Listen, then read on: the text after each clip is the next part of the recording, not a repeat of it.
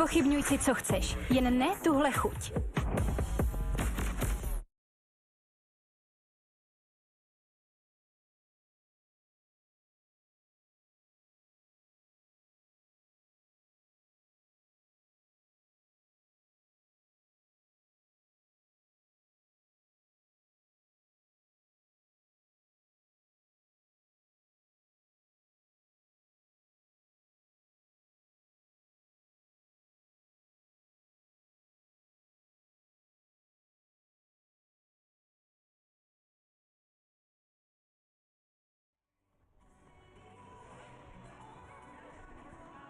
PNC Stadium in Houston, Texas, just about set to get started between Portland Thorns FC and the Houston Dash. Both sides on unbeaten streaks. 3 for Thorns, 6 for Dash. One of them will come to an end in this one, maybe, because we could always also get another draw. Both teams coming in off draws. Eric, we mentioned one of the things off the top is going to be the absence of Nichelle Prince. Not only not in the starting lineup, not available today. Came in questionable with that right thigh injury. Who are you looking to add on to the production on the Dash side of affairs? I think it's going to be a combination of Maria Sanchez and Shea Groom. I think those are two players for Houston that just continue to be playmakers and really be dangerous. And I think they do it in a variety of different ways offensively. So I think that's what's going to be key tonight. And for Houston, they're a team that has 10 different goal scorers this year. So out of their, their production, they're used to kind of having people step up and step in those moments where creating those offensive moments and those attacks and goal-scoring threats.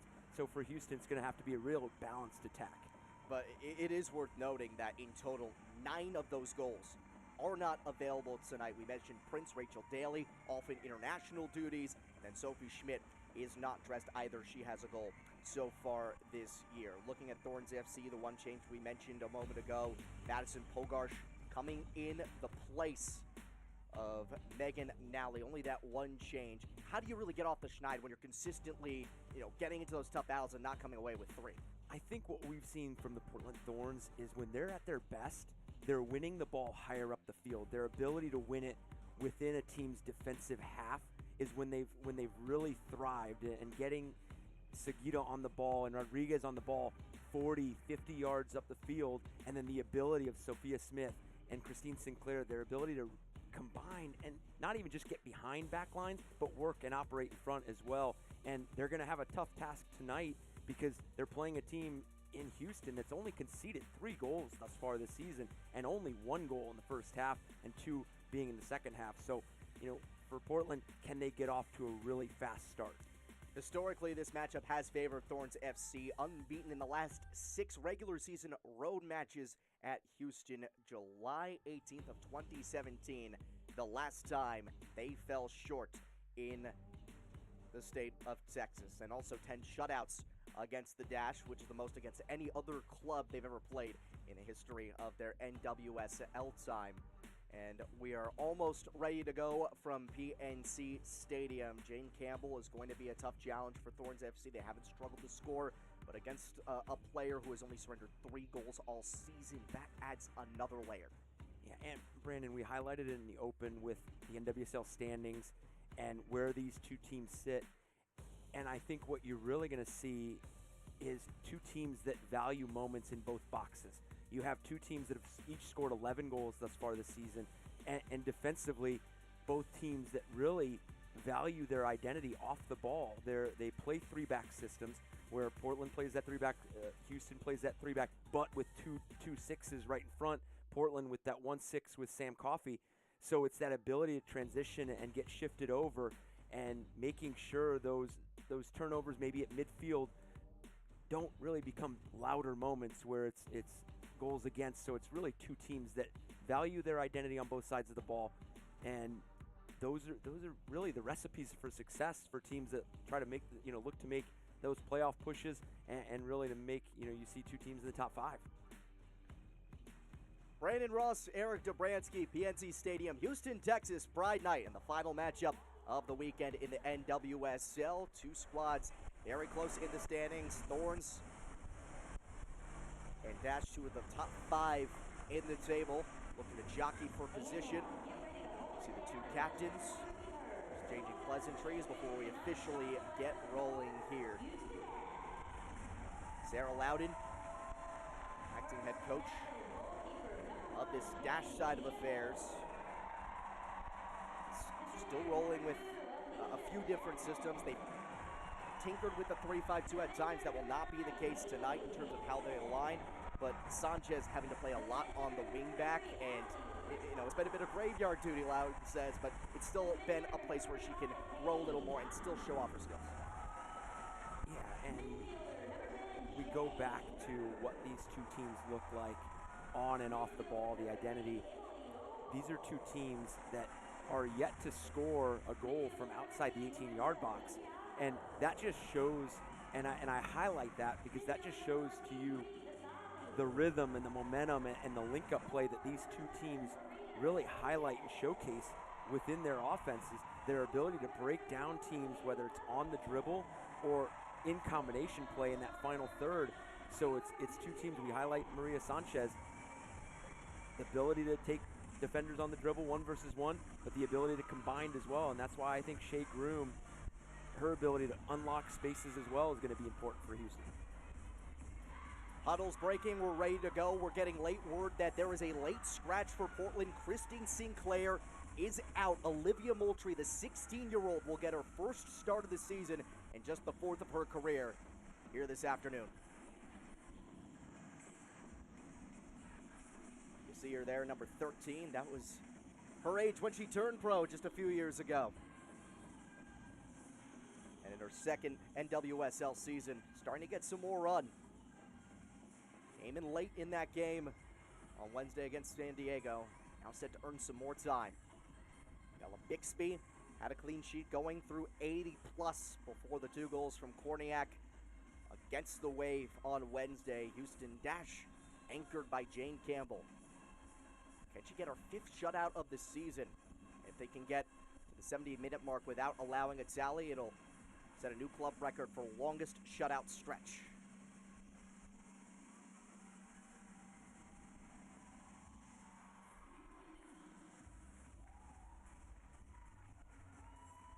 Referee today is Karen Collado. Houston in the home horn starts with the ball, and we are underway.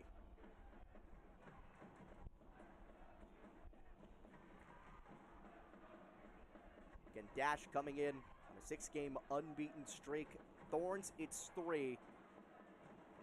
Most recently, a draw for Portland on Wednesday against San Diego. And for Houston, 0-0 against Angel City on Tuesday. Foul near the center circle, coughs it up to Portland.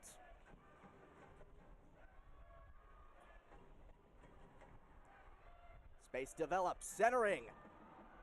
Oh my!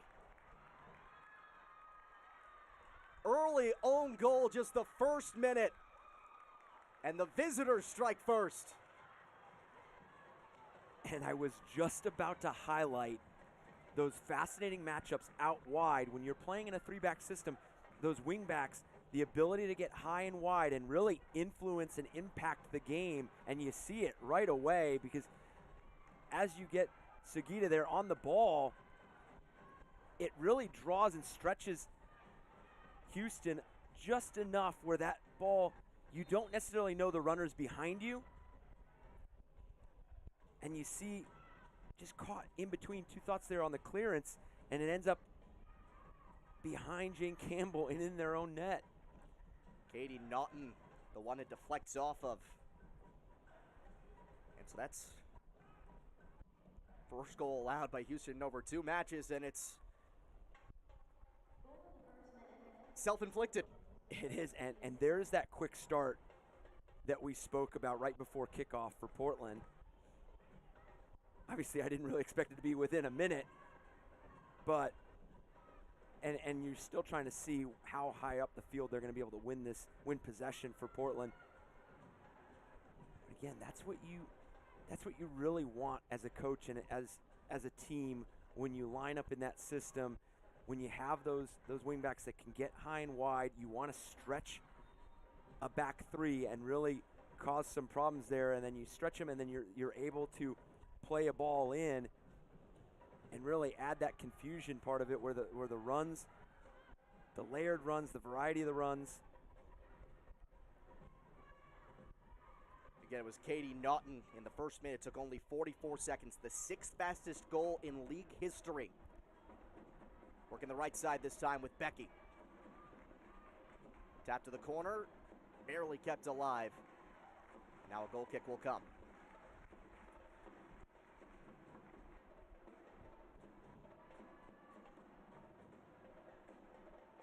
That fast start, certainly helpful, especially in a road test. Thorns have not picked up 3 points on the road yet this year, have drawn both times. They've left home base.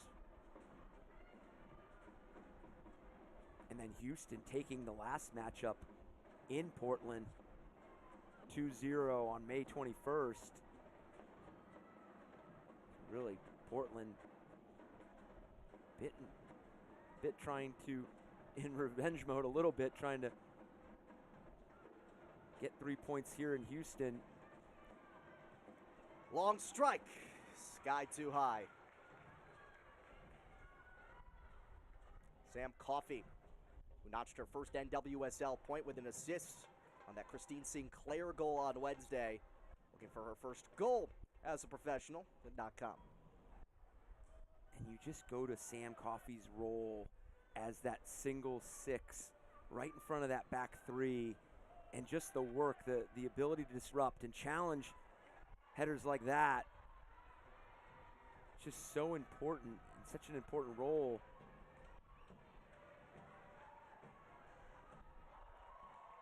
Sanchez rolls it ahead, gets it returned.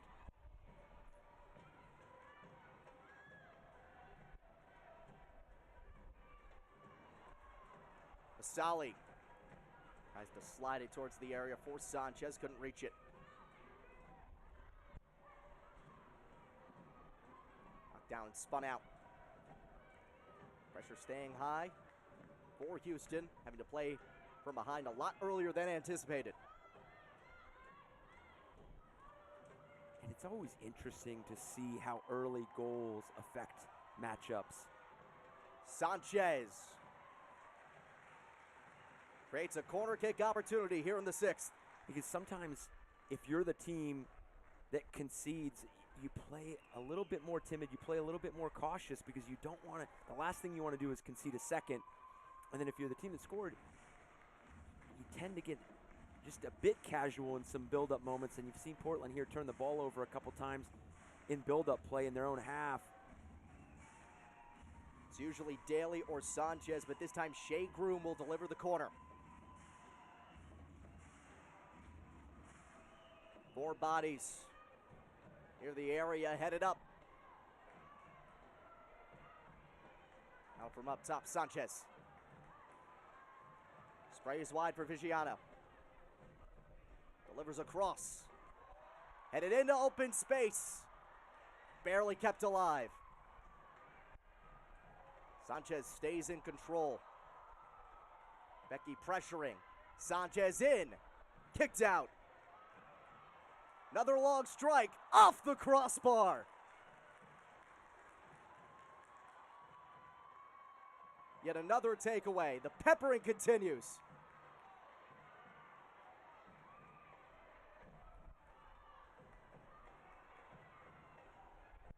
Swinging an almost whiff. Still Houston. Sanchez. Knocked aside. What a tremendous spell of pressure here from Houston.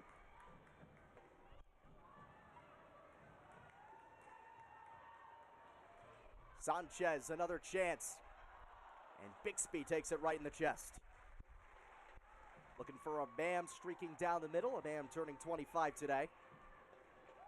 And Bixby standing tall against early challenges.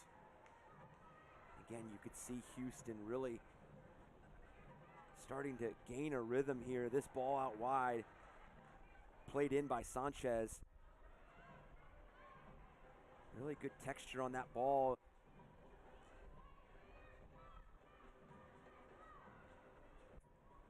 8th minute at PNC Stadium, Pride Night. Portland Thorns with the 1-0 lead off the first minute own goal by Katie Naughton. And these last few minutes, Portland has not been able to escape its own end. Finally across, the bounce all the way to Prysock.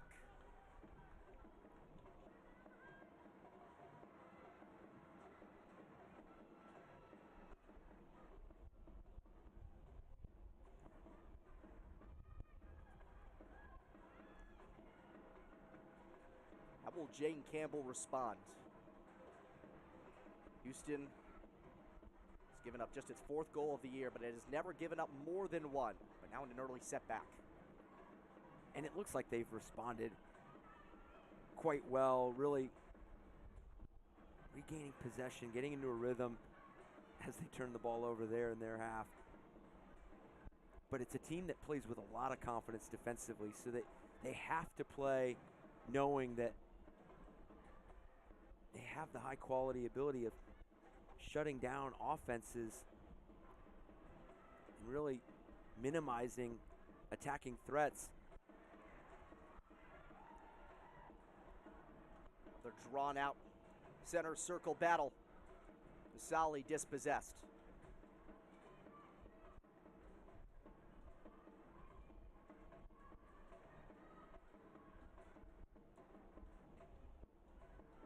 Houston 2 shots to Portland's 1.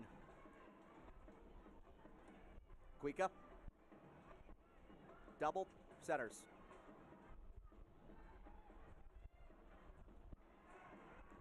Another swipe. Masali making just her 2nd start of the season. Now Coffey, who stepped up big time in that game on Wednesday and has really grown at what Rian Wilkinson, the Portland head coach, calls a frightening rate since game 1. Sophia Smith with the left. Easy scoop for Campbell.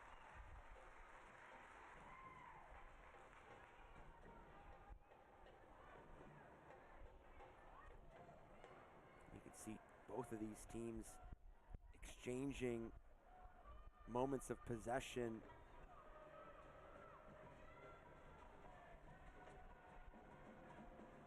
And with Houston, one of the big questions was how well could they create in the absence of Rachel Daly. Just the 2nd game without her due to her being with Team England for international duty.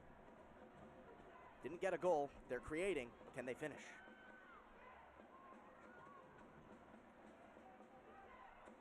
Pressure stays up for Portland. Dash work it right.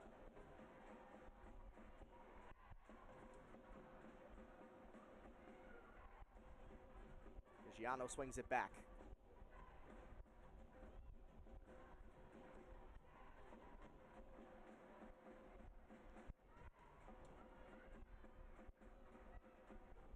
Cross.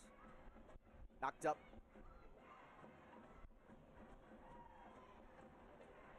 Ahead for Sanchez by Chapman. Pushed off. Becky trying to draw the foul. It didn't come. Groom going for it, and she gets a foul, and this will be a deep set piece for Houston. And what a battle there with Natalia Kuika and Shea Groom, and you could see Maria Sanchez just continuing to fight for possession there. And unfortunately for Natalia Kuika, the referee just sees her take a glance over her right shoulder, seeing where Shea Groom is and lining up for that tackle. And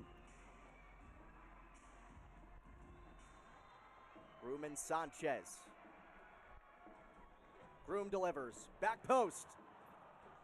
Right off a leg and out. Go back to the opportunities we were just talking about. You really do have to like what Houston's creating right now. Unable to reward themselves, but they're doing it in a variety of different ways. They're working the ball from inside out and outside in, and finding different opportunities, whether it be a free kick like this, a set piece, or within the run of play as well. And that involvement of Sanchez and Groom and Abam as well. Chance the other way, Smith. Chapman gets to it. Abam. A little too aggressive closing out. Quick up. Trying to make up for that far in foul. 14th minute. Visiting Portland Thorns. Ahead 1-0 off a first minute own goal from Katie Naughton.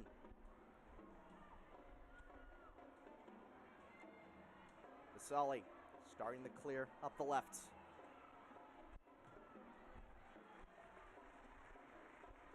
It's the ricochet to keep it. Houston ball.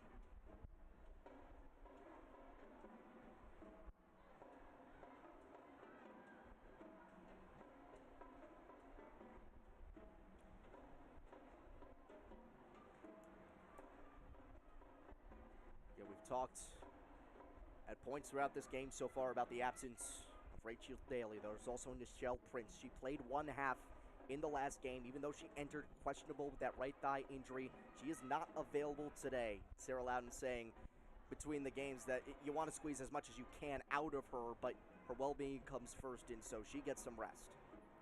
And you saw her come out before or at halftime of that game at Angel City.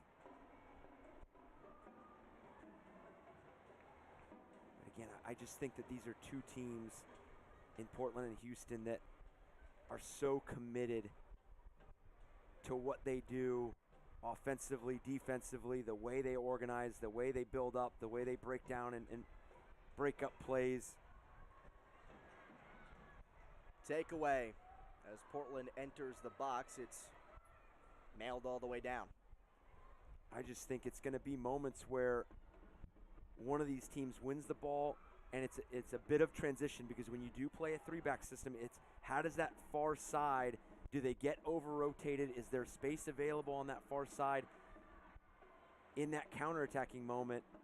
And right now you see both of these teams in good possession and good shape in the build-up, but also that does allow the opponent to be in good shape defensively. So what moment's going to unlock and what moment is going to really ask different questions of the team defensively. Coffey, rookie out of Penn State. Thorns cling on to it. Smith rolls it in just behind her intended target. Moultrie could have had a great chance. That hit her in stride.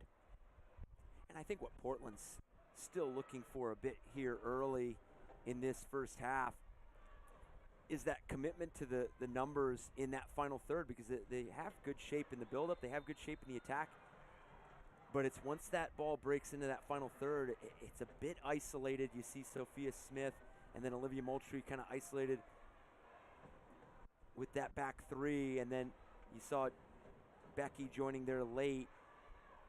So it's really going to be that involvement of Sugita and Rodriguez in that last phase. And in terms of the build-up, too, this has been a game without much stop and start. It's been pretty easy flowing both ways.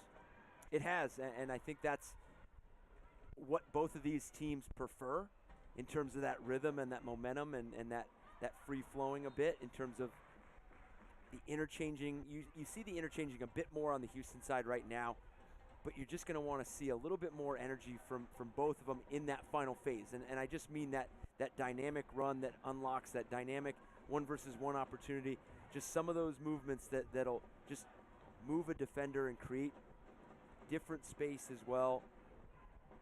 But you're absolutely right. These are two teams that not much stop and start thus far.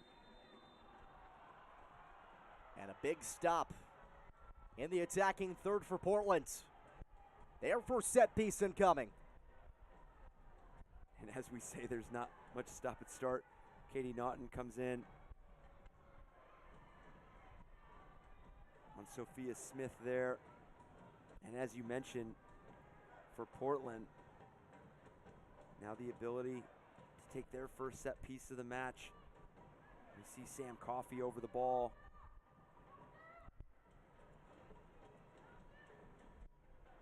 Coffey picked up her first professional assist on Wednesday at San Diego.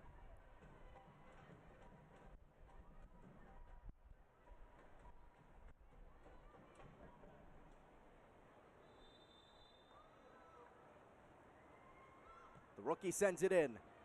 Bounces. Tapped. What a diving stop at the line by Campbell. Rodriguez couldn't beat her.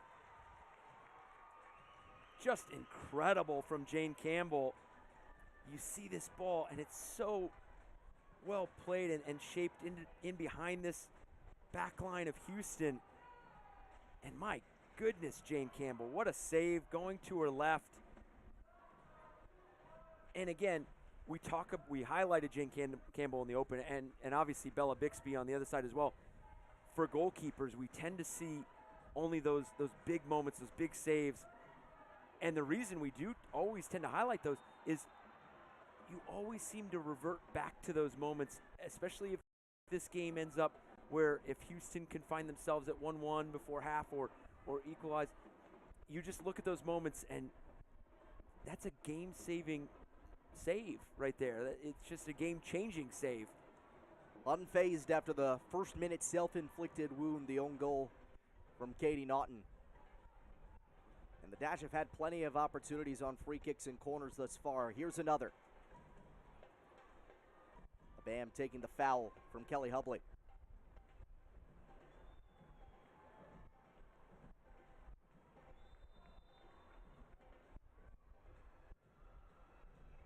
Chapman with Sanchez.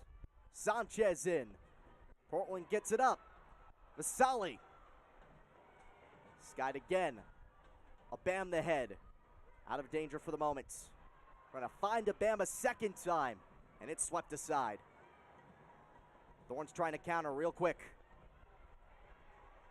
Just a little bit inside that run up ahead from Sophia Smith. Sanchez almost found a Bam there.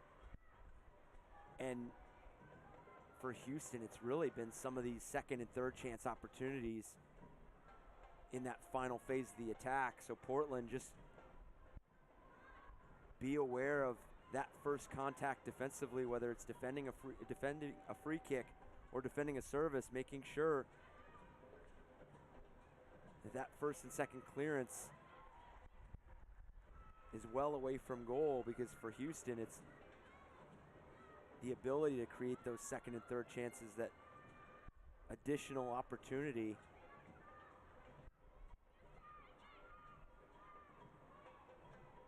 Centering towards the box. Late dish. Campbell swats it down.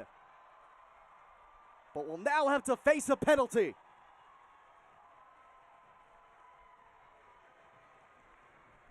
Such good link-up play and combination play there for Portland. Comes off a turnover in Houston's half here, and then Sophia Smith starts this play out, playing to Olivia Moultrie, and gets the ball back and earns their team a penalty kick here on the tackle on Sophia Smith. And as you mentioned, Jane Campbell coming up with another big save, and now is going to have to face this penalty kick as well.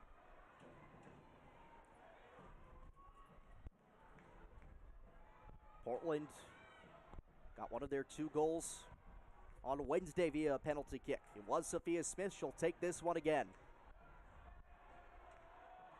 A yellow issued in the process. Smith nailed it on her first career PK attempt. Can she make it 2 for 2? Or will Campbell continue to be a brick wall between those pipes?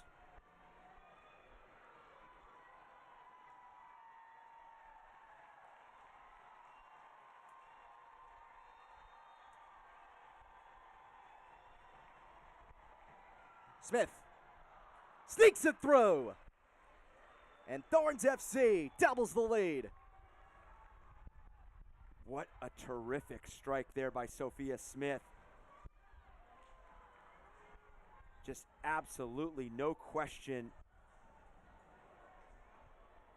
And when you're the penalty kick taker, it's going with that, your initial thought, and knowing the exact spot you want to hit and just hitting it, and that's what Sophia Smith just did. Because for a goalkeeper, you see Jane Campbell diving to her right and picking the right side, but when it's just struck as well as it was by Sophia Smith, there is not a lot a goalkeeper can do. Her first career PK, last match game in the 22nd, today in the 23rd. And Houston playing on its heels on home turf. And what a start for Portland on the road. And then we talked about just a few days ago taking a 2-0 lead into that final 10 minutes against San Diego, and unfortunately seeing that lead go away and having to walk away with, from what they felt would be 3 points to 1 point. Way to bounce back and really start this first half. That one chipped above and out. And again, San Diego, to their credit, a second half team. Houston can certainly turn up the pressure. And plenty of time nonetheless. It's certainly a tough start for Jane Campbell. All the big plays in action facing Portland. She has withstood the test of time, but a PK going through and then the own goal all the way back in the first.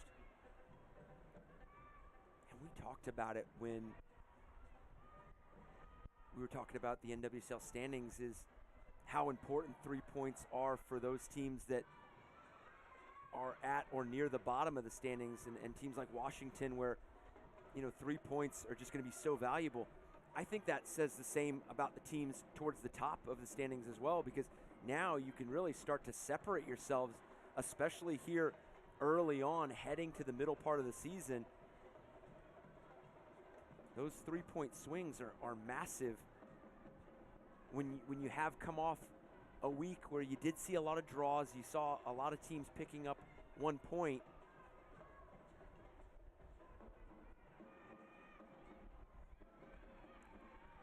Again, setting up that penalty, the yellow card issued to Shea Groom. That's someone essential to this Houston attack that now has to be a little more careful. And you're absolutely right, because Shea Groom is a player that really likes to impact and be involved on both sides of the ball. So physically, the tackles and breaking up play, and then also the aggressiveness on the ball, as you saw, dribbling into space and really going at that Portland back line.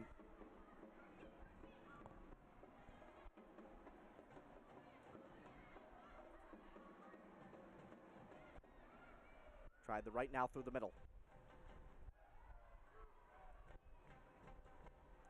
Rodriguez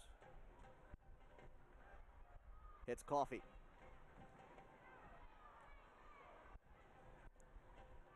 And you have a Portland team that is up 2-0 in this game thus far, and we really haven't seen Rocky Rodriguez join in those offensive attacks as well. So it's just something for Portland. You really look at it, and you've done it in a variety of different ways and really asked a lot of different questions of the Houston Dash. Rodriguez gets swarmed trying to cross the midline and coughs it up. 28th minute. Portland's 2 goals via an own goal by Kate Naughton in the first, a PK from Sophia Smith in the 23rd. And if you're Houston, you want to find a goal before halftime if possible. Go into halftime at 2-1. Obviously, if you can find both goals, that's even better. But I think if you're Sarah Loudon, this coaching staff, and this team, just cut into this deficit. Make it a 2-1 game going into the second half. And then for Portland, you only have to look back a couple days to know that the importance of trying to find a third goal as well and put this game even farther out of reach. Becky rolls it in. Chipped right back her way. Houston swipes it. A bam. Pressed off by Hubley. In 7 matches played coming in, the Dash had surrendered 3 total goals. Have already given up 2 in the first 24 minutes. Long whack. Crossbar again. Battle near the area. Moultrie got a piece of it. And Campbell stops it in its tracks. And I think that's going to be something that Houston, Sarah Loudon, the coaching staff, and this team are going to have to address at halftime is right now, as a team, once Portland regains possession, Houston, they're just retreating defensively so early where you see the point of contact and that point of defensive pressure on the Portland attackers, whether it's on the dribble or in possession. It's just so close to frame at that point where you see Sophia Smith really taking advantage of the combination that you saw that led to the penalty kick that she took. But you also see it just in that strike right there with hitting the crossbar, is she's finding space behind a back line and she's finding space in front of the back line. And that just shows me that a lot of numbers for Houston are falling back into that defensive area just really early in possession sequences. This was bound to happen. 96 degrees Fahrenheit, 36 Celsius, taking a hydration break. That started when Vasali needed to sneak her left foot back in her cleat. But again, further building up off of that and what Houston needs to do. It's not like they've been unable to create. It's just those second chances that they get have been tough to deliver. They have, and here we see the start from Portland, and we were already going to talk about the matchups out wide and even throughout the midfield with both these teams featuring a back 3, and then the runs, the numbers committed to that box on Sagita's service, and it just forces Katie Naughton to try to play this ball out, and unfortunately just takes that deflection right behind Jane Campbell. And then right here, the combination that starts with Sophia Smith, plays it into Olivia Moultrie, who plays into Sagita, and then lays off for Sophia Smith again, and then earning the penalty, and just so well struck, decisive, confident. There's just nothing Jane Campbell could have done about that. Was already going to her right. That was the first PK surrendered in the regular season by Houston since October of last year. Sophia Smith, now PK goals in back-to-back games.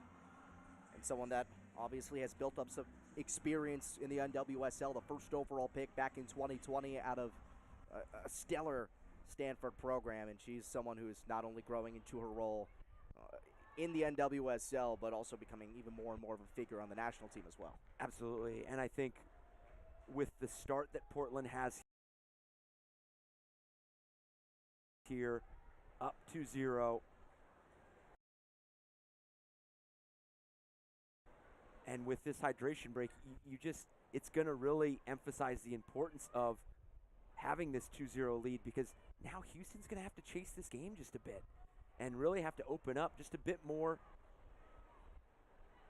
And obviously that not only does the lead help Portland, but that ability to really find sequences and moments throughout the remainder of this game, to whether it's sitting back defensively and just absorbing a bit more pressure from Houston, just in those moments where they can kind of regain and just rest just a bit, actively rest, and then that ability to not necessarily have to chase attacking moments as well. But for Houston, they're going to have to put a bit more pressure in different scenarios and different sequences.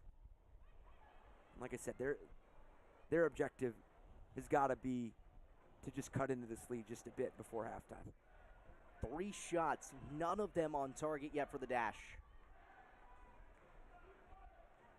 And the craziest thing about this is, despite the 2-goal surrender, they still have the least goals conceded in the entire league.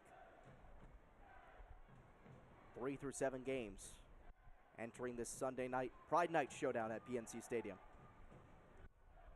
It's the third and final match of this Sunday. San Diego and OL Reign completed in a 1-1 draw. Chicago and then for Orlando 1-0 in the 78th. That one happening at SeatGeek Stadium in Chicagoland. But here entering the 34th minute, Bam tries to knock it ahead, right into the back line.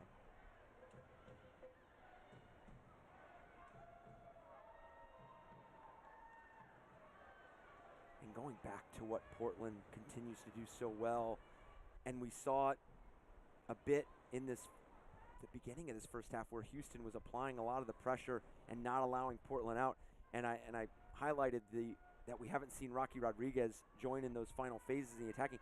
But I think what they've done so well here is dropping Rocky Rodriguez and really providing another option for this back three from Portland to build out, because you just don't see them turning the ball over as much as they did in the first part of this first half when Houston was causing all the problems. Trying to force a few more before hitting the locker rooms.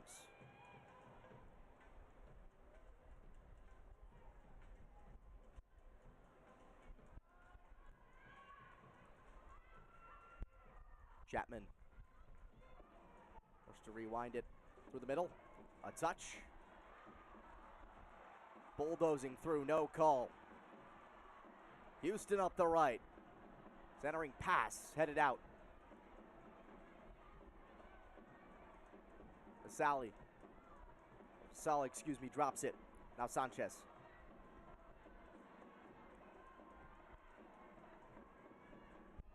Rolls to Prysock.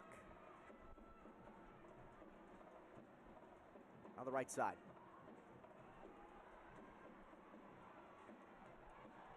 Good cut back to create some space.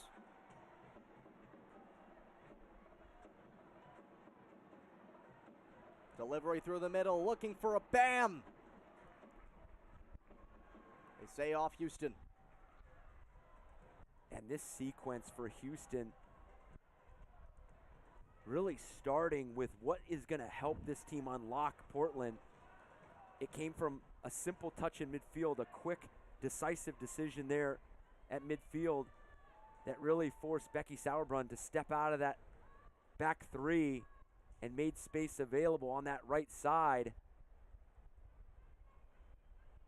It looks like Becky Sauerbrunn just took a little knock there on the service.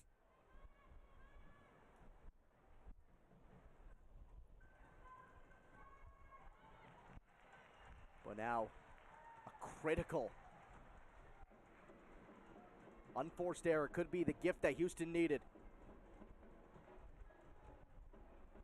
Can't even get it 5 yards out from their own net, and Sanchez the throw.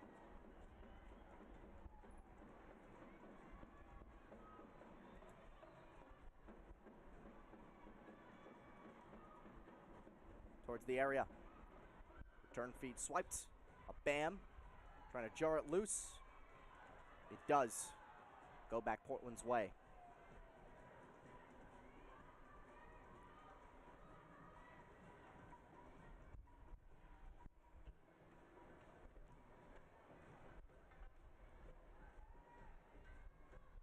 Sugita draws the heat. Groom there to chip it out. Now a goal kick for Bixby, who, despite keeping a clean sheet so far, hasn't had to hear her name called all too much. Yeah, it was really just that service by Maria Sanchez early in this first half that she had to deal with. No shots on target yet for the Dash here in the 38th. Long clear to midfield. Off Sugita. Moultrie fails to maintain it. Vigiano.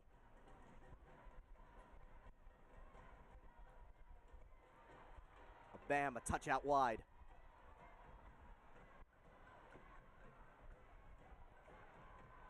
Centering up. Lefty shot. Right in the bread basket of Bixby. And again, you've seen 2 chances for Houston created as we see Haley Hansen on the left-footed strike here, driving the numbers.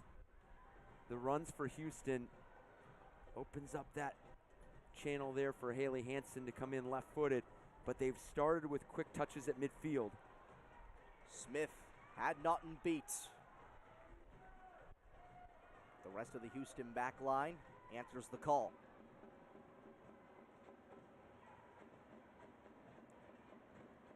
Hansen has created some pretty good opportunities up that right side, and Sanchez on the left as well.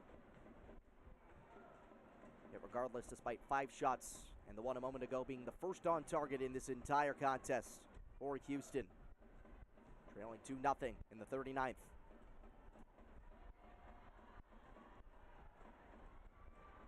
Turning on the Jets down the left side, ripped down. And a handball on the way down for Vasali.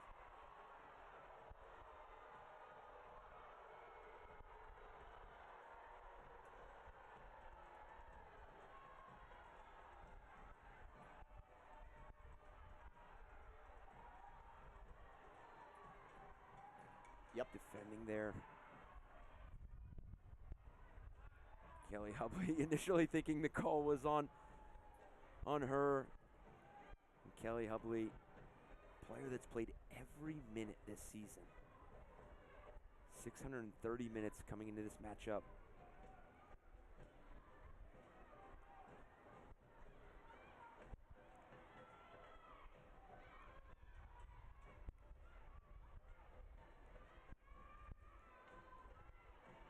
Sanchez, pressured by Sugita. Taps it down towards the corner and shepherded out of play for a throw-in.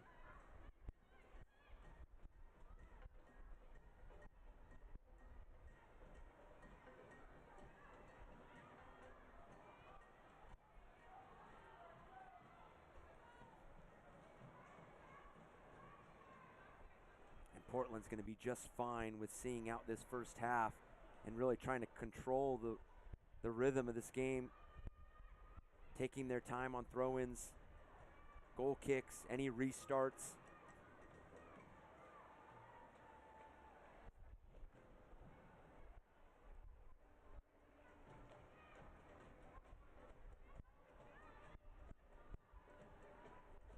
Moultrie applying the pressure. Dashing onto it, Chapman. Tap back by Ogle. Hansen. Space to operate. Crosses in, headed down. Solly trying to get it. Viggiano there first. Marissa Viggiano.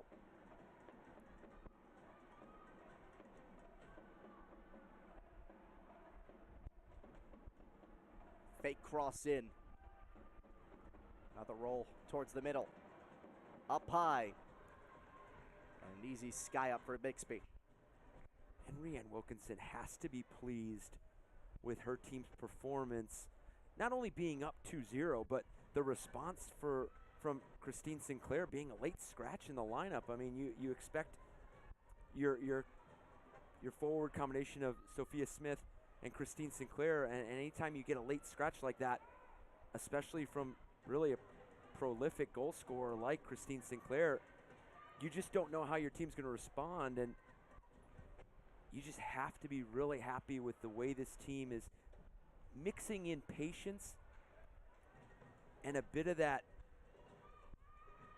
the creativity there in the build-up in the final third. It's really being dynamic there in the combination. You saw it in the second goal that led to the penalty kick for Sophia Smith. But this team has really responded. Thorns FC, depending on results from around the league, could move up into that top 3 depending on other results. A bam. A cross. Hansen tracks it down just by the corner. Hogarth on her back. rips it loose. Groom attempts to poke it out. Smith stomps it. Settles with Sanchez.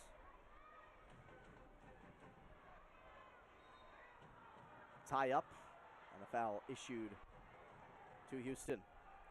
And Breva Sali.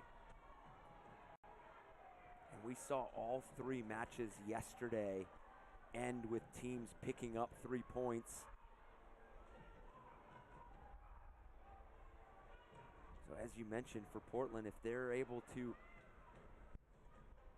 pick up the 3 here on the road, would jump to a tie for second with Angel City at 13 points. That would, though, depend on the result of Chicago. They are ahead 1-0 in the 89th, and if that would hold, they would move up to 15 points even with San Diego. And with that goal differential, it would still be Wave FC in front, but the Red Stars leaping into second. But then Houston could make things interesting too. If they somehow make this comeback and get the 3 points, they would be atop the table, as they eclipse all other goal differentials of that group.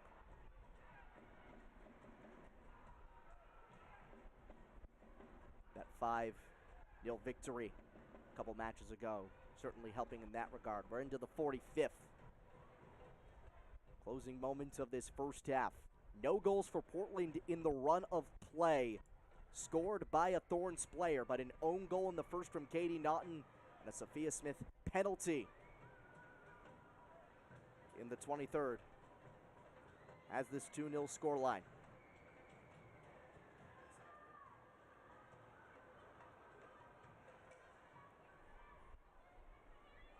Stoppage time will be plentiful. 3 additional. Close out the opening frame.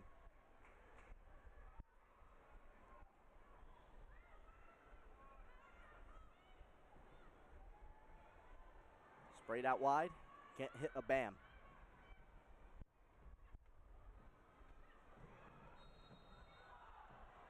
Foul against Houston on the edge of that circle. Prysock the guilty party, and Sophia Smith has really done a good job of drawing the attention and getting sometimes the guilty contact too. She has, and it's really just the variety of movement off the ball, really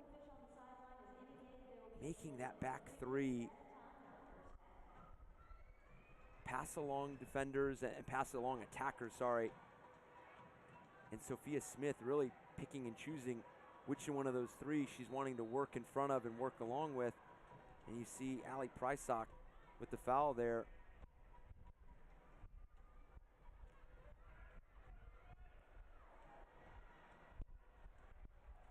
Cleared aside by Bixby.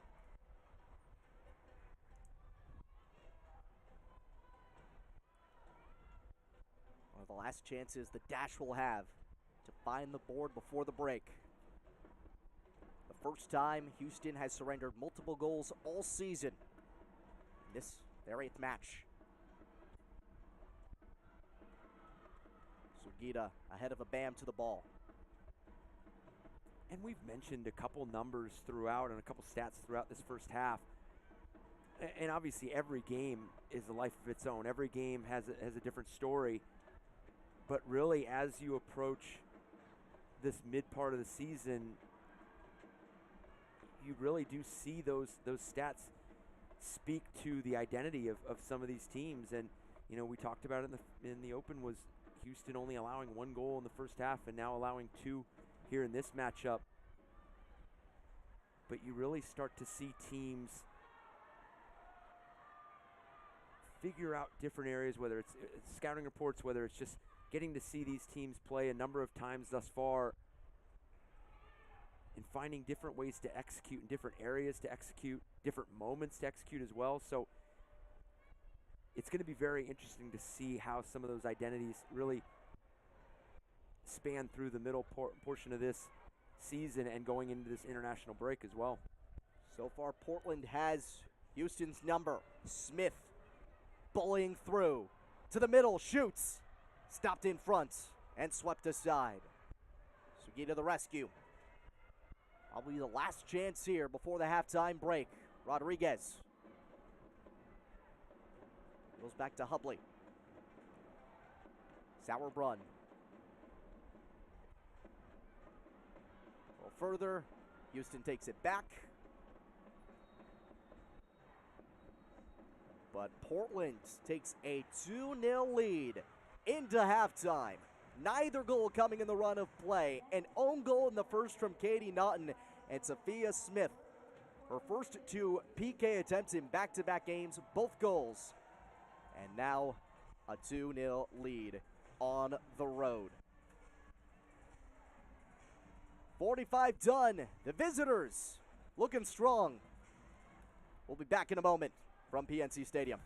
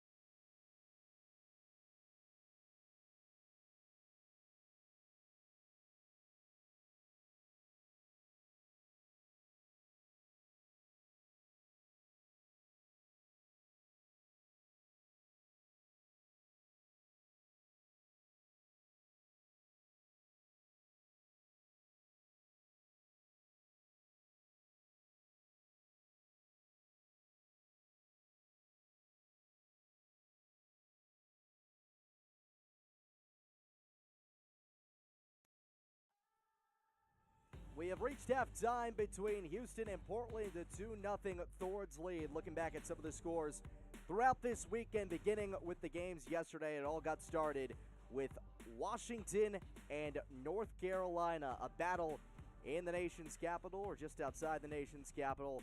That one resulting in a 3-2 win for North Carolina. Brandon Ross, Eric Dobransky here with you. This has certainly been a mixed weekend throughout the league. A lot more results than usual. Yeah, as we saw, all 3 matches yesterday resulting in 3 points, and this ball in from Brianna Pinto to Caroline, and then just the ability, 1v1, and just curls this ball side netting, putting the team up 1-0, 6 minutes in, and then North Carolina finding themselves up 2-0 on the Pickett service and the finish by Abby Erzseg, and then Washington quickly found themselves back in this at 2-2 with the goal by Ashley Sanchez, and then the penalty kick here by Ashley Hatch.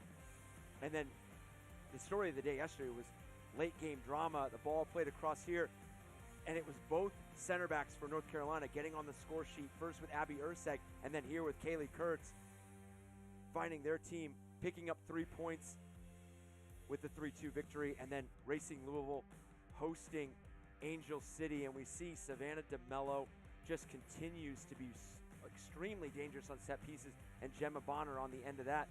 But such a quick response for Angel City. Ball over the top to Kristen Press, and just calmly tucks it away. Equalizes 1-1 for her side, and then just this patience by Kristen Press. Ball puts it on her left foot. The service into Savannah McCaskill, and then there's Savannah DeMello again, driving inside the 18-yard box, creating the penalty kick, and Nadia Nadim finishing it, going at 2-2. But then late in the game, Simone Charlie earning a penalty kick of her own, and then Savannah McCaskill stepping up late. And again, 3 points on the road for Angel City FC. And the last game, the lowest scoring of the night, it happened on the Kansas side of Kansas City, and it took until quite late, but eventually it was the Current that got the breakthrough. And it might have been the lowest scoring game of the day, but there was tremendous action throughout that match. 30 shots total, 14 shots for Kansas City, 16 for Gotham. Saves throughout from Cassie Miller and Michelle Betos, and then this ball across from Rodriguez to Kristen Hamilton in the 84th minute ends up being the game winner for the Kansas City Current. And you see Matt Potter and his staff celebrating, picking up 3 points as well. Looking at the scores from the games happening right before this one today, this is the only one still going on. Wave FC and Reign finishing in a 1-1 draw. Chicago did get that 3 points against Orlando at home, so that'll propel them up in the standings. It will, and San Diego, no surprise, getting a goal from Alex Morgan. OL Reign, Jess Fishlock equalizing there in the first half, and then Chicago Red Stars, Mallory Pugh finding the game winner for that 1-0 victory over Orlando Pride. Chicago now in second place in the league behind Wave FC in the goal differential. When we come back, highlights from that first half of action. Thorns ahead 2-0 in Houston.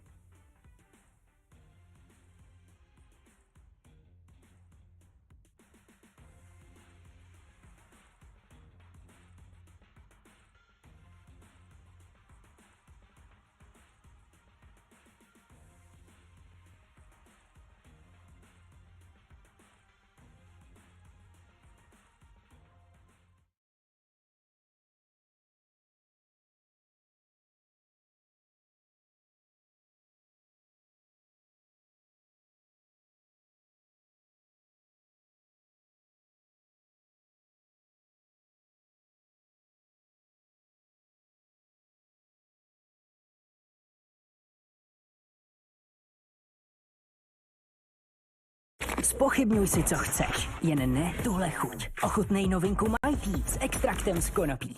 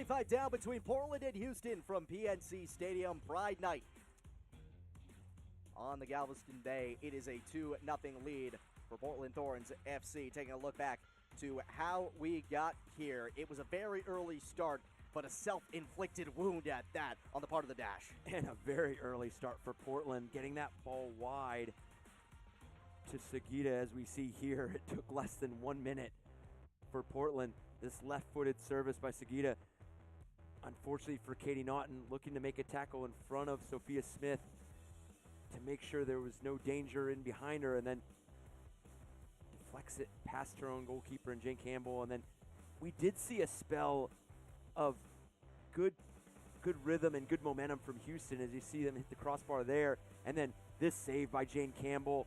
This was to keep it at 1-0 early. And then just Portland started to really find this good rhythm in build-up, minimizing turnovers, and then the link-up play that started here with Sophia Smith, played to Olivia Moultrie, into Sagita, and then back to Smith, earning the penalty kick, and then just so decisive with this right-footed strike. And then Sophia Smith again off the crossbar. Really, for Sophia Smith, just so electric throughout that first 45. A knuckling missile almost going through for her second and Portland's third.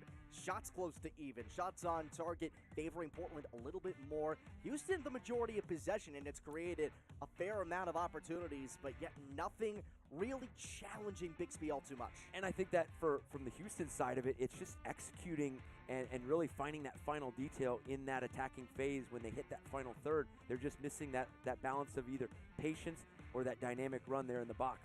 The Dash have picked up points in 6 straight matches, at risk of losing that tonight. Portland leads 2-0. Second half action next.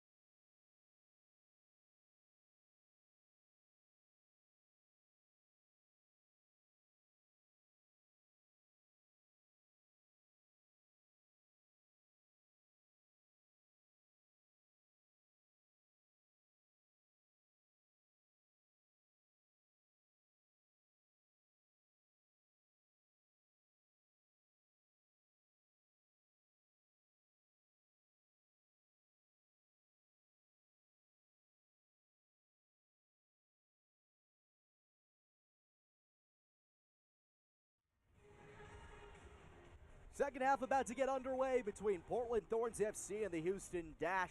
The visitors with a 2-0 advantage, neither coming in the run of play off a Portland foot. An own goal in the first minute by Kate Naughton on her own net. And then in the 23rd, Sophia Smith on her second PK attempt of her career. Second straight game she's had one, getting her second PK goal. And the team with the advantage. Open second half with possession. Brandon Ross, Eric Dobransky here with you from PNC Stadium. A Pride Night contest. Not much to be proud of for the Houston crowd so far. Becky delivers in. Chipped out. Settled by Pogarsh.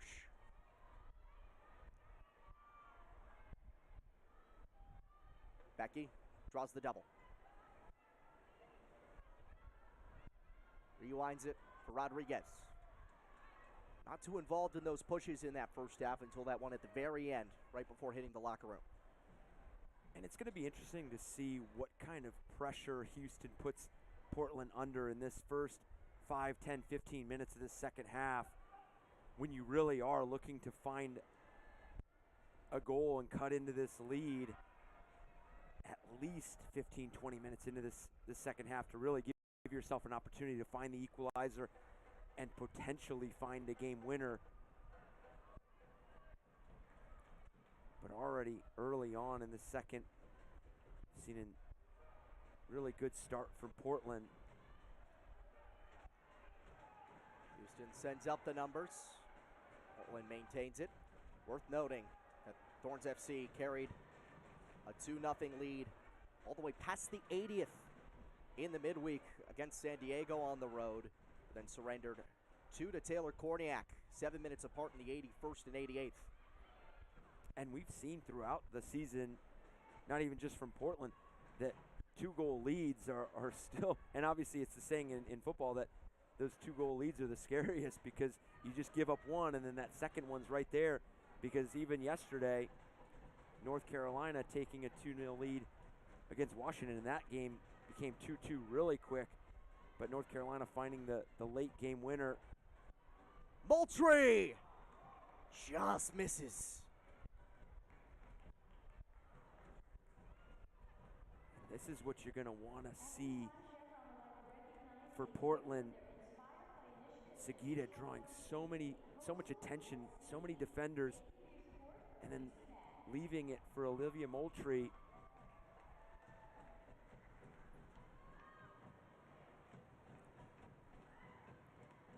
And you said a moment ago that 2-goal lead is the worst lead to have in football. Do you mean 2 touchdowns? Because I've heard 2 goals is the worst lead in hockey, but.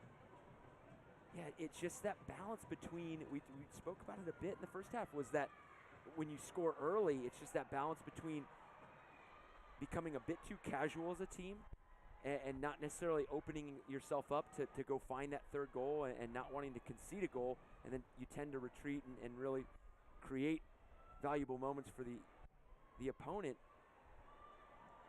But then as a team that's down 2-0, you understand that first goal really changes the complexion of the matchup as well, and really now flips the stress over to the team that has that 2-1 lead.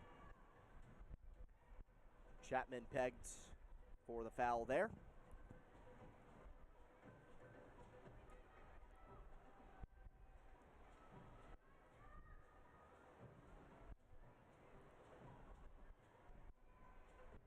Again, Portland the shot lead, but ever so slight, just 7-5. It's still not scored in the run of play itself. At least off of Thorns' foot.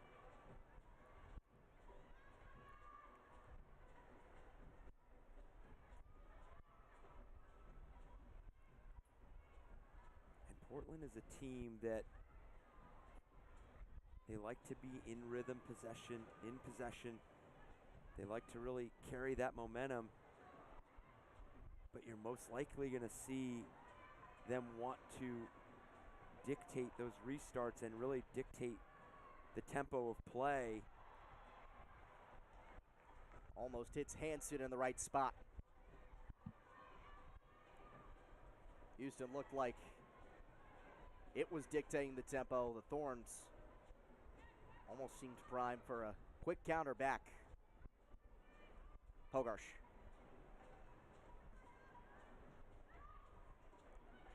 Swarmed at the midline. Moultrie gets it away. Slide out from Groom. It will stay Portland.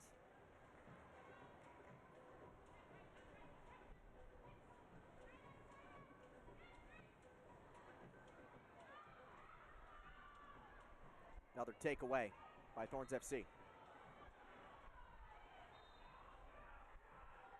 Vasali has found herself on the butt end of a few rough calls since the end portion of that first half. What we've seen from both of these teams so far is how decisive Portland has been when they enter that attacking third and that offensive phase, whereas in Houston, they've done a tremendous job in build-up and in possession, but once they hit that attacking phase, whether it's just a bit too long and too patient in moments, or the moment does require a bit more patience or an extra pass, and you look at the absences of Rachel Daly and Nichelle Prince, and as unpredictable as you want offenses to be when teams are defending you, you do want your offense as a team to be predictable. You want to know what are the runs going to look like, the timing, and that's some of the aspects you miss when you have two players like Rachel Daly and Nichelle Prince out of this lineup. Pogarsh hits Becky. Off the left foot. It's Moultrie in the area. Off the ricochet, a Bam recovers. Still swarmed. Surrendered again. Coffee!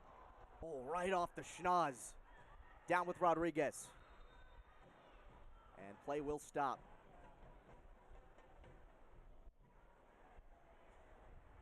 A hard strike against Katie Naughton, a bit slow to return to her feet. Seems to signal that she is okay. Unfortunately, she's a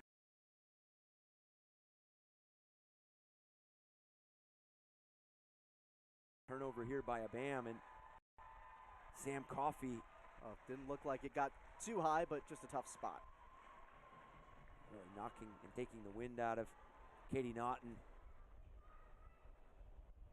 And Houston just looking a little bit out of sorts here to start this second half. And they have to be careful to not concede this third goal.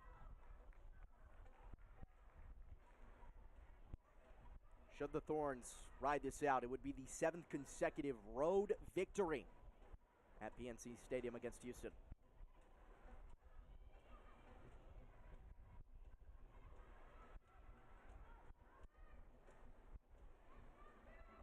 This is Moultrie. On the back end, Becky chested aside. Thorns FC stays on it. Rodriguez. Up for Smith. Tips to the corner. A little too strong. And Campbell a chance to clear.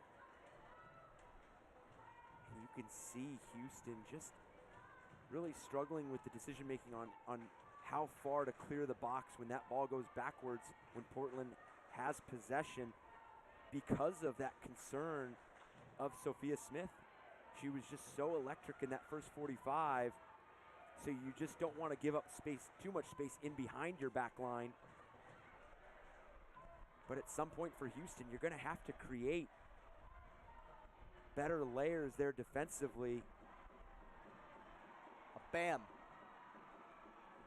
Bounds ahead.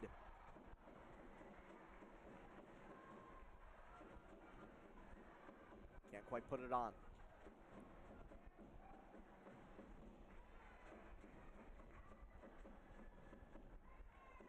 looked on original glance that it nicked Sauerbrunn on the way across. No, it did not, so it will be a goal kick. Taken back near midfield, Prysock. To Vigiano.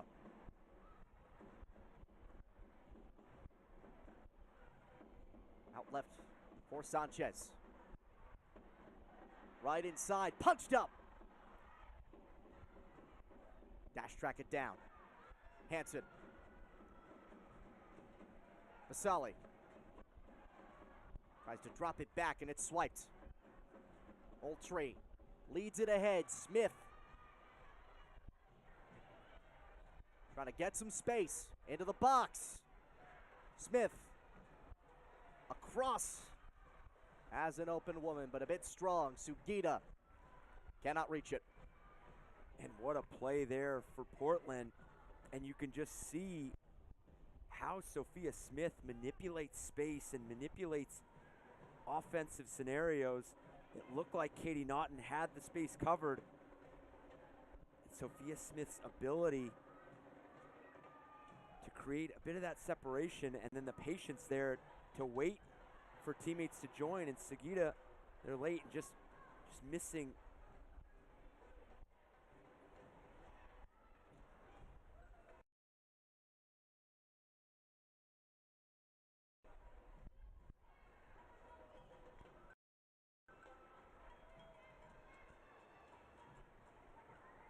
Like Pogarsh missed Sauerbrunn there, and Bixby was right there to take it.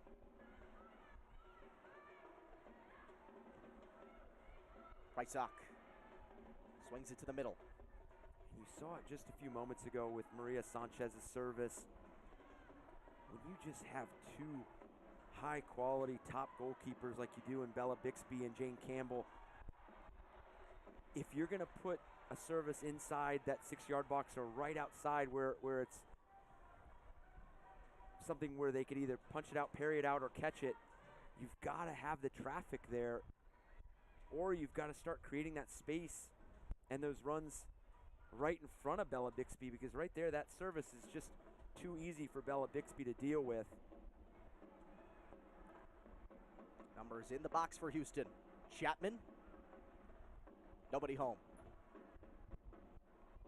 And that's just continues to be indicative on what this matchup continues to be for Houston. Is just they get to that final third, and it's just they lack that final phase, that final pass, that final detail, whether it's the run, whether it's the service. And they're just a bit hopeful with some of the services they're putting inside the Portland Thorns 18-yard box. Rodriguez. Eyes Smith ahead. Instead setters. Moultrie with the left. Another strike from the 16-year-old. Just inches away. And the first one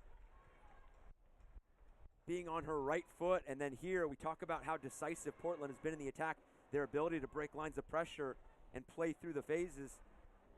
And then this left-footed strike by Olivia Moultrie just faded just a bit too wide there at the end. It does look like Jane Campbell had it covered. But that's just what decisive play on the ball does for a team. The ability to play through pressure and play through those lines.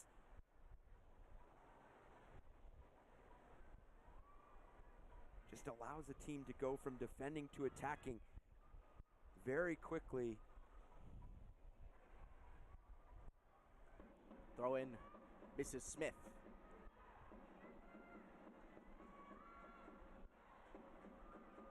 Roll all the way back to Campbell. We roll into the 60th minute. Portland Thorns FC ahead 2-0 over Houston Dash. A first-minute own goal off the foot of Katie Naughton. And Sophia Smith's second PK of the year and in as many games in the 23rd. Getting us to this current line.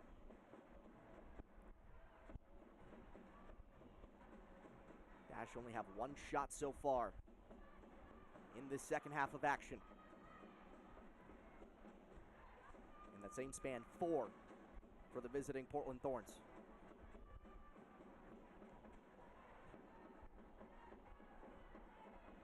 Headed to open space. Vasali. Outright. Cross in. Knocked back towards the 18. Abam just beat to it. Right now, it's just too predictable from Houston and really easy to defend for Portland, but it takes a second chance opportunity for Houston to open up that attacking sequence there. You just don't see the interchange. You just don't see the connection in that offensive half for Houston.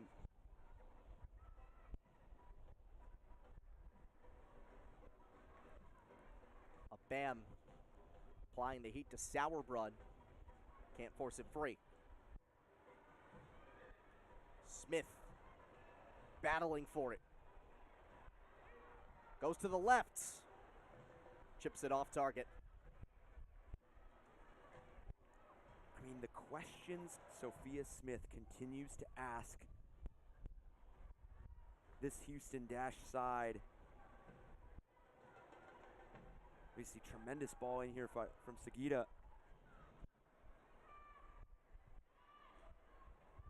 And then just how decisive Sophia Smith has been in those moments, even knowing that two defenders there, just getting enough separation there to put it on her left foot. With her goal tonight, developing a 4-game point streak. 3 goals, 1 assist. Coffee knocked off.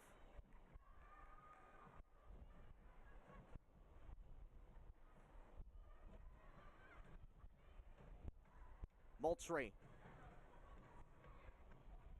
swings it back. In for Smith. Swarmed. Ripped free. But it stays with the Thorns side. And I think for a team like Houston right now, they would really benefit from creating a free kick, a corner, a set piece. But in order for that to happen, you have to create those isolated moments on the attack and earn yourself a set piece in a corner. Because those are some sequences, those are scripted scenarios. Another lefty shot. Knocked aside by Campbell, but you just mentioned it. Here comes a corner.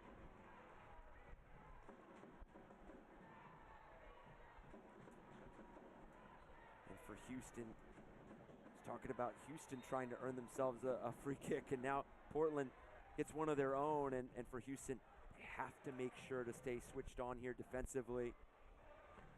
Be really quality on first contact here on the service.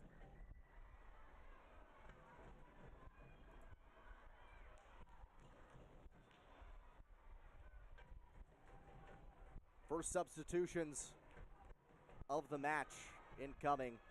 Becky Sauerbrunn will exit.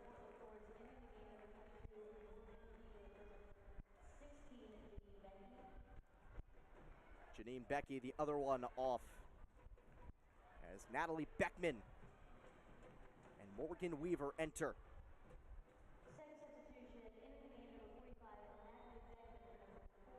First corner kick of the half for Portland, already up 2-0.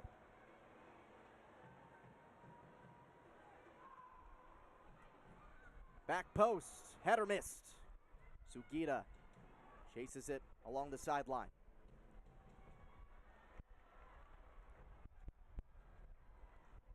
Dash back on it. And knock Portland back towards midfield.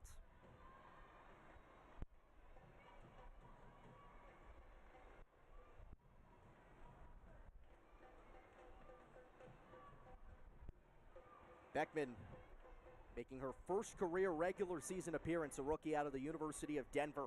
And Weaver making her 7th appearance of this season and 5th off the bench.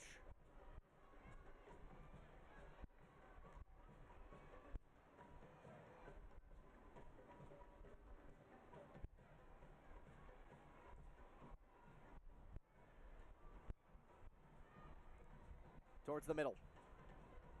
One skip right to Campbell. And I know Houston is a team that really likes and values the ball and possession. But at some point, being down 2-0, you have to see a bit more urgency, whether it's playing through the back and playing through lines. You just don't see it just yet, and we're starting to approach that 70th minute where now you're going to have to find 2 goals.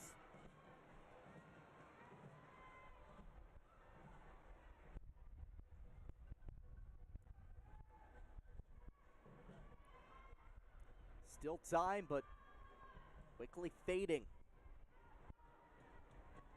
And who's going to be that player for Houston that really ignites this team offensively? Because the game is still at 2-0. Portland is threatened several times thus far, but have not found that 3rd goal. So the opportunity is still there to go find one and go find a second one. And as you mentioned, Portland all too familiar with, unfortunately, conceding 2 later goals within the final 10 minutes. So the possibility is there, but Hansen knocks it off the back of Moultrie. you just don't see Houston creating the chances that Portland are so far. And you just don't see that urgency and that energy and that commitment to go find that first one for Houston right now. This could be dangerous. It's loose.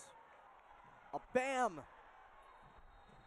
It's a lead pass way too far ahead of her, but a foul comes just outside the box, and this could be the best chance the Dash have the rest of the night.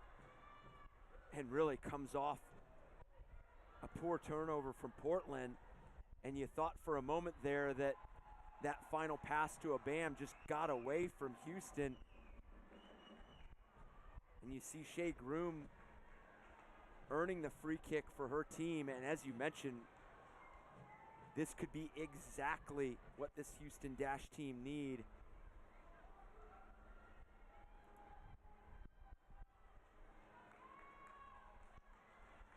Substitution to come first. Emily Ogle exits in the 68th. On comes Joelle Anderson. 3rd appearance off the bench this year for Houston.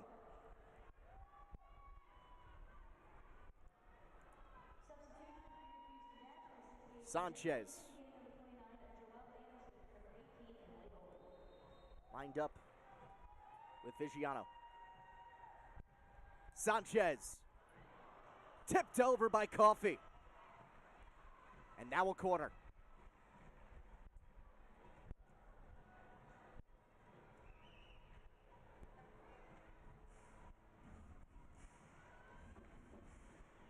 That's what you want to see out of a free kick, even though it's not the product that Maria Sanchez would have liked.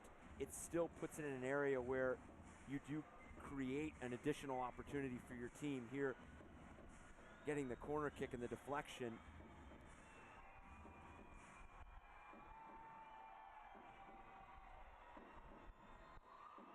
Near post. In front, headed aside. Plenty of contact, no call, but nonetheless, Portland manages to clear. And it looks like Bella Bixby took a bit of a hit there as she came out to punch that ball away or parry it just far enough. It's like it catches the head of Shea Groom there.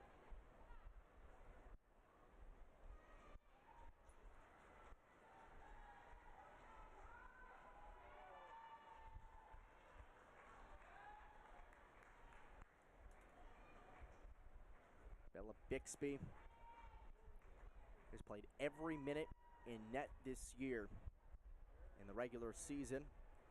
They'll take this chance for a water break. Again, a very hot night in Houston, Texas.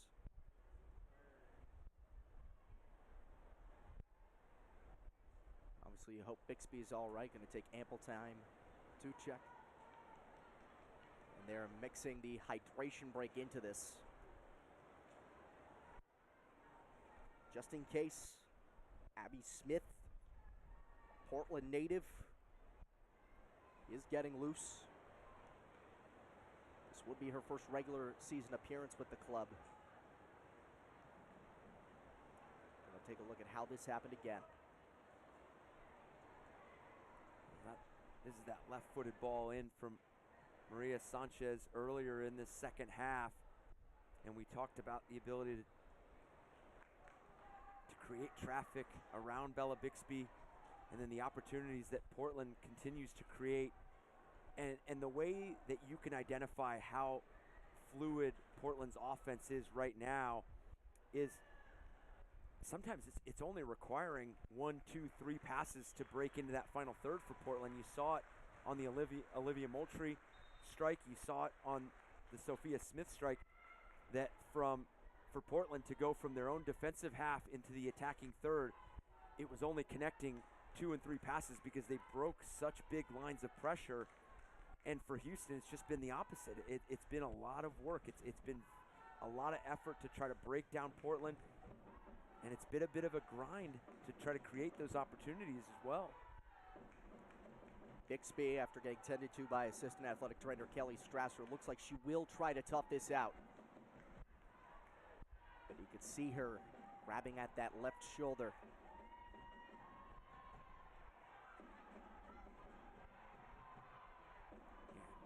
Rianne Wilkinson, obviously thankful that she doesn't have to see her team suffer another injury today. Obviously, we mentioned the late scratch for Christine Sinclair, hoping that she's okay, and it's just maybe precautionary to keep her out of the 11 today.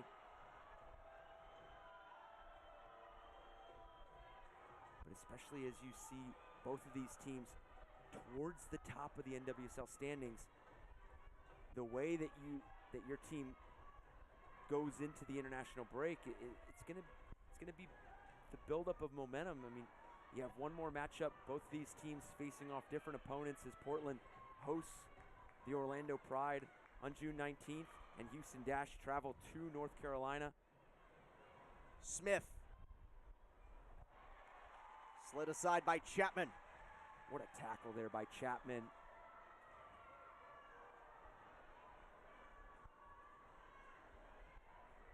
Clock ticking. On the Dash here at home.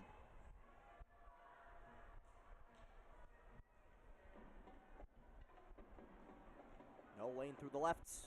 They work it right. Out for Hansen. Closing D on the way back. There's Morgan Weaver.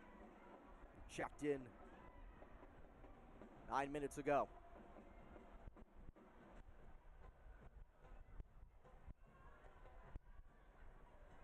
Rodriguez hits Weaver. Towards center. A missile. That's just a bit shy of the near post. And you just give a lot of credit to Portland from that first half, having to navigate that 10-15 minute spell where Houston really didn't let them out of their own 35, 40-yard area, and really absorbed a lot of pressure from Houston in that first half. But they navigated that pressure. They weathered that storm, and then they really began to find different outlets, different pockets to operate in. Takeaway deep. Moultrie scores! The first pro goal for the 16-year-olds. And she is the youngest goal getter in NWSL history.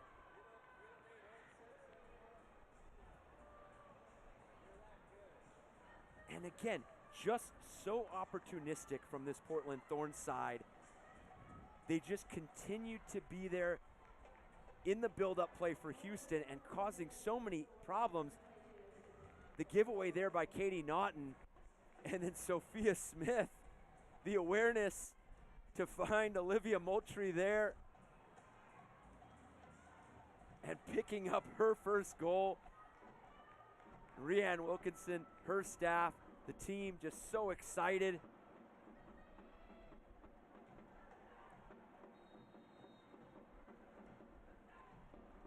Makes it 3-0 in the process.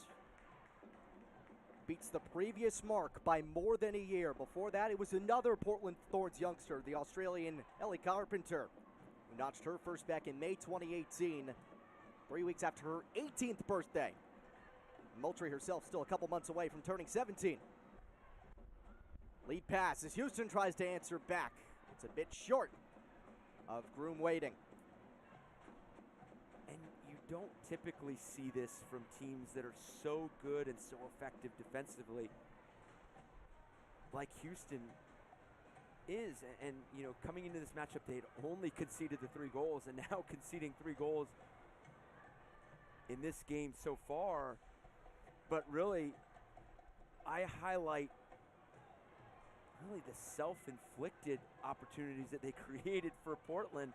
You know, it started with the own goal less than a minute into the game, and then they concede the penalty kick to Sophia Smith on that really good link-up play for Portland. And then just an uncharacteristic turnover there from Houston.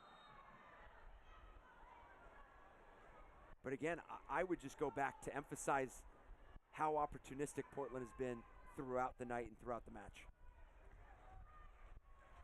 Matching the entire goal allowed total by Houston in one game as they had in the previous 7. Bam taking the foul from Rodriguez.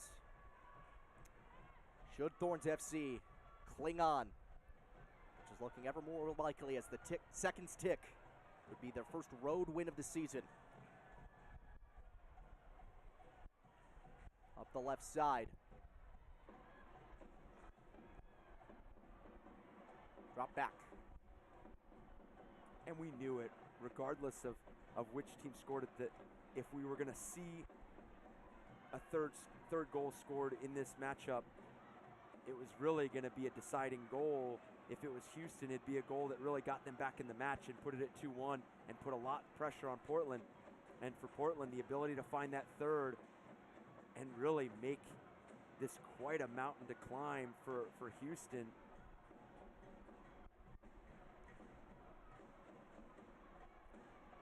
And the possession arrow, which swung slightly in favor of Houston in that first half, seems to be flipping heavily against them in this second. Another long ball ahead. Hits Weaver in stride. Moultrie. Got a bit under it. Wouldn't it have been something after making a record-breaking goal to pick up a brace as well? And we talk about the response from Portland overall,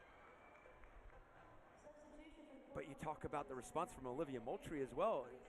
Initially not in the starting 11, and then that late scratch from Christine Sinclair, not in the starting 11, and then enter Olivia Moultrie. And the partnership with Sophia Smith up there has been really good throughout this matchup. Just saw it there on your screen a moment ago. Taylor Porter in for Sam Coffey. 3rd appearance of this season for Porter, the midfielder.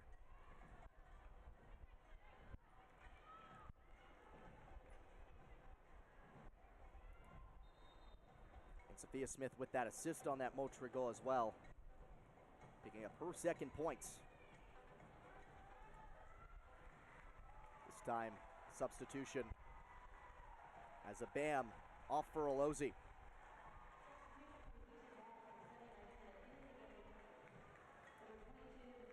Michelle Olozi notched her first professional goal a couple of games ago, making her 4th bench appearance of the season. Chapman also off, replacing her Julia Ashley, making her 3rd appearance.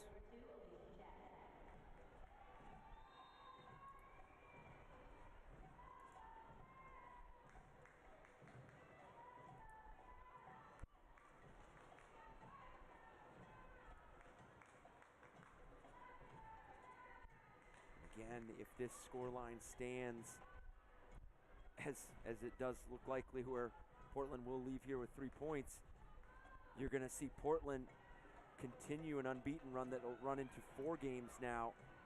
And for Houston, you'll see a 6-game unbeaten run come to an end. So Sarah Loudon, her team, having to navigate now that ability to bounce back, go to North Carolina, and earn a result there is going to be really important. And how do you face that adversity?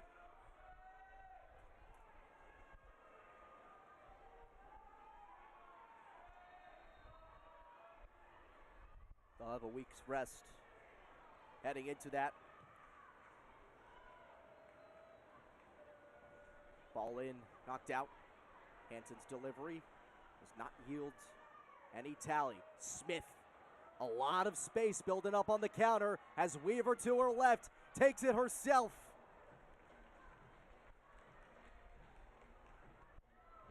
Smith almost picking up a brace in her third point. Well, and you saw as that play developed, Morgan Weaver there on that left side, and you saw Sophia Smith continue to take glances over her left shoulder and identify that run of Morgan Weaver, but when that final shift and that final attention went to Morgan Weaver, Sophia Smith felt comfortable putting in our right foot and testing Jane Campbell there.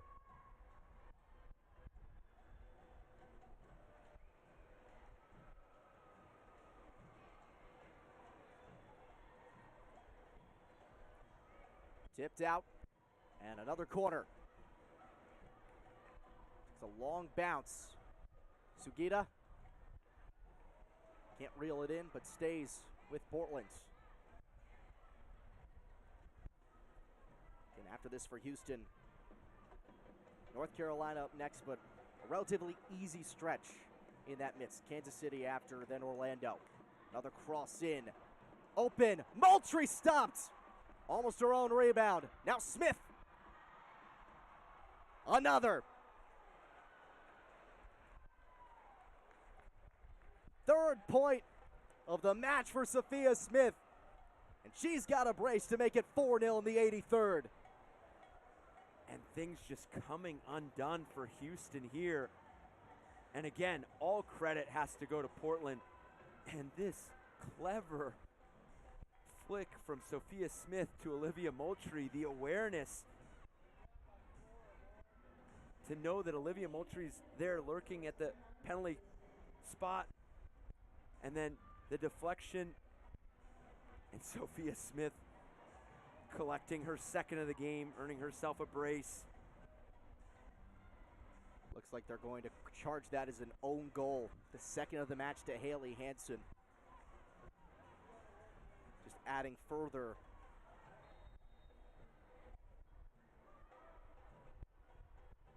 Check that, it will go to Smith. And so that original point stands. 3 points on the night. And now 8 on the season.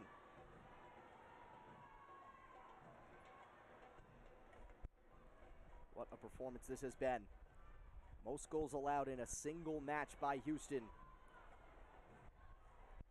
since August of last year.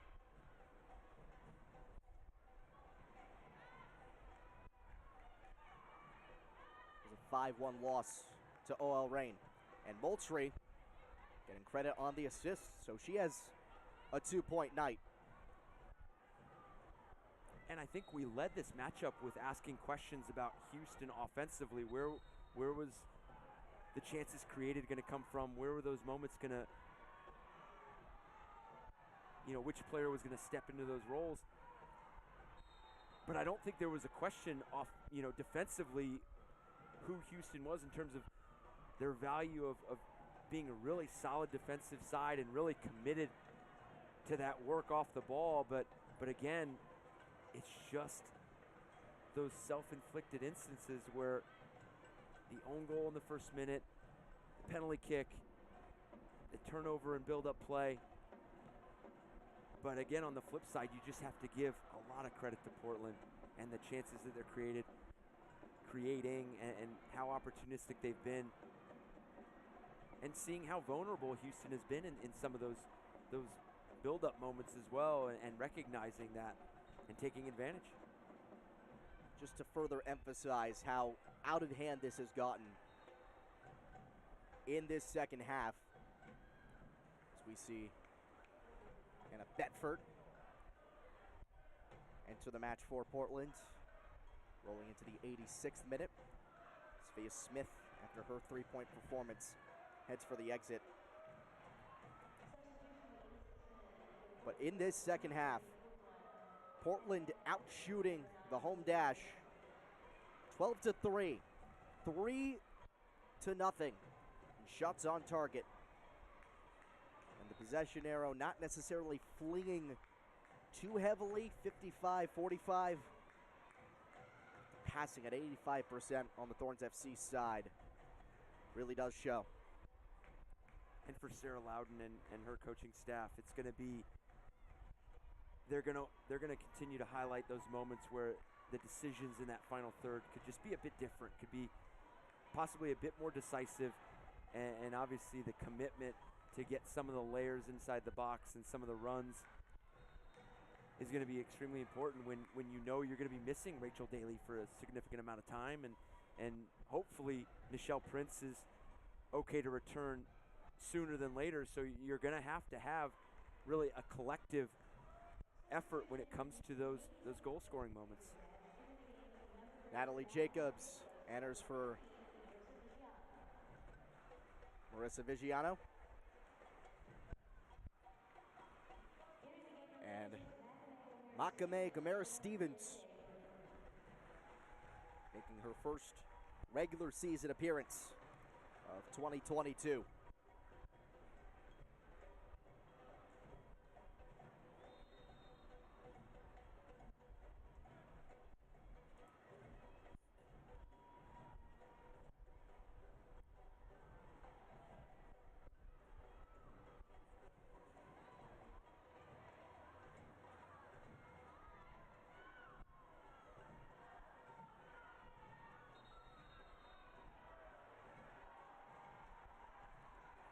Still a crowd, but noticeably lighter.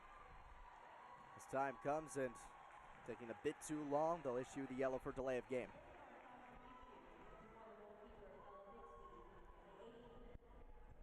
Bella Bixby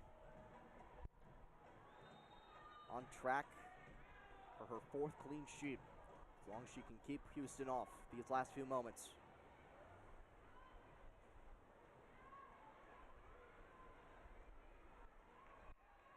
Match the shutouts that Jane Campbell has on the season as well.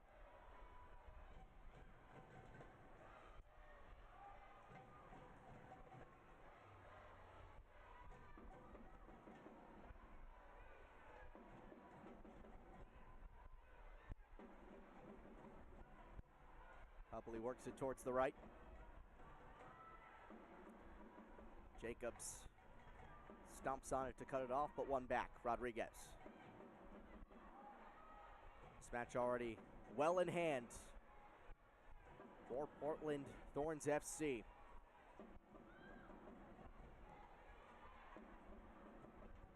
Will extend their unbeaten streak to 4 games in a row and pick up their first road win of the season, barring a notorious collapse.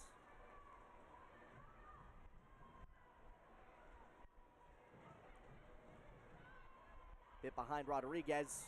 Alozi looking to take advantage.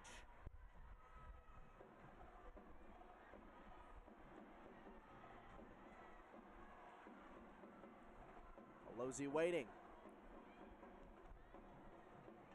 Headed out of that direction. Sanchez. Watched by Sugita. Flung in, but swept aside. Bixby. The good clear out, providing some cushion and some time to resettle. And whenever you have a team that's in this situation, up 4-0, it becomes that ultra focus of maintaining the clean sheet and making sure you do not concede. And that's going to be something you're going to see from Portland, obviously, you've seen it throughout this 90 minutes. But it's going to be one of those things where sometimes you see teams, obviously you're pleased with the 3 points, but sometimes the disappointment if you do concede a late goal. And a clean sheet would really put the icing on the cake in terms of the overall performance for Portland. There will be 4 minutes of stoppage time here at PNC Stadium.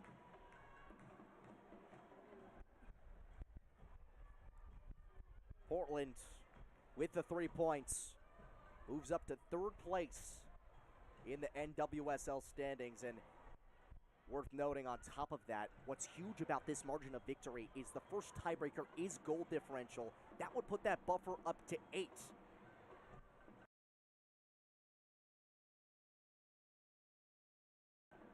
And that would put them at the largest goal differential in the entire league. That was the number Houston had coming in, and that's obviously going to take a dent.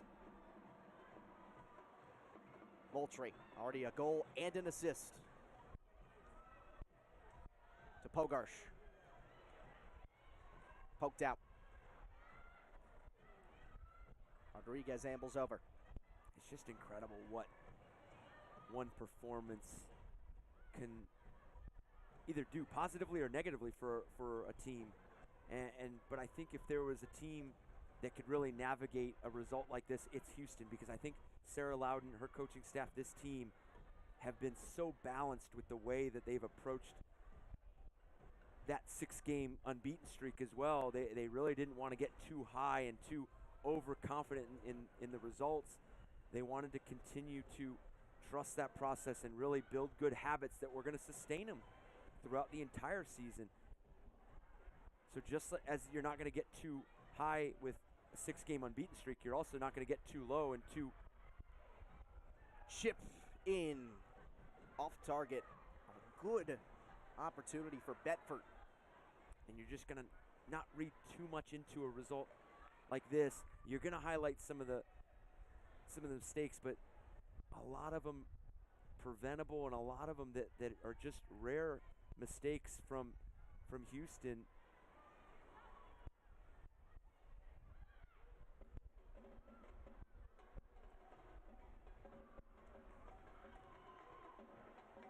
Again, Houston a little bit of an easier stretch incoming following this one's conclusion. Chicago looms a few games away, but the next 3 after this: North Carolina, Kansas City, and Orlando. All of them sitting between 8 and 12 in the league table. And you talk about that goal differential that Portland's created in this matchup.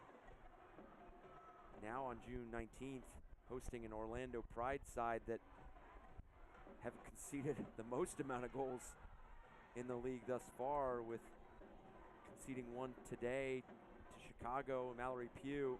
So now they've conceded 17 on the season so far.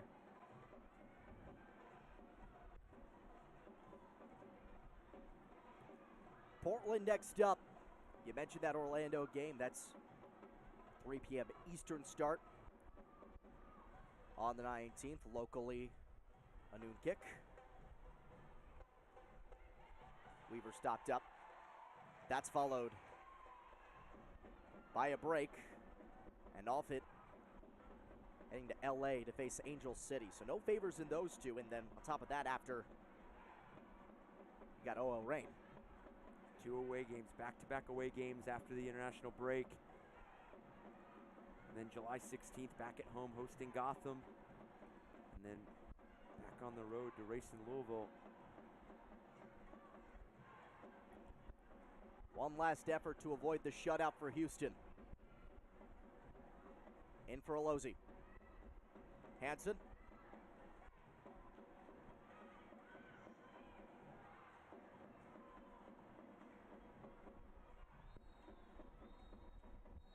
And there's the final whistle. We have reached full time, and Portland thrashes Houston on the road.